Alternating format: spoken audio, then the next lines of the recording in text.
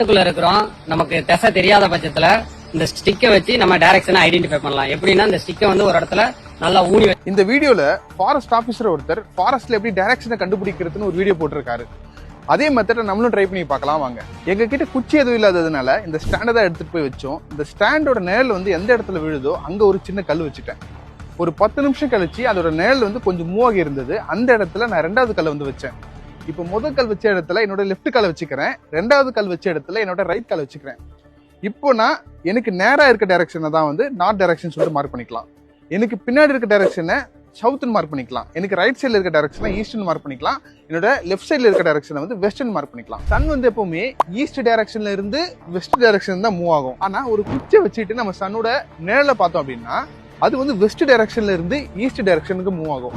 So ஒரு குச்சியை வச்சுட்டு நம்ம சன்னோட நிழலை கேப்சர் பண்ணோம் அப்படின்னா அந்த இடம் தான் வந்து நம்மளோட வெஸ்ட். இப்போ கொஞ்ச நேரம் கழிச்சு அந்த ஷேடோ வந்து மூவ் ஆகி இருக்குல்ல, அந்த டைரக்ஷன் நம்ம ஈஸ்ட்னு கன்சிடர் பண்ணிக்கலாம்.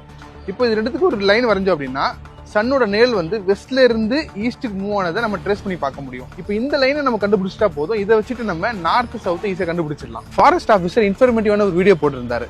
அதுக்கு பின்னாடி உள்ள சயின்ஸ் எக்ஸ்பிளைன் பண்ணலாம் தான் நாங்க இந்த வீடியோ பண்ணியிருந்தோம். இதே மாதிரி யூஸ்ஃபுல்லான சயின்ஸ் வீடியோஸ்க்கு எல்லாமே சப்ஸ்கிரைப் பண்ணிக்கோங்க.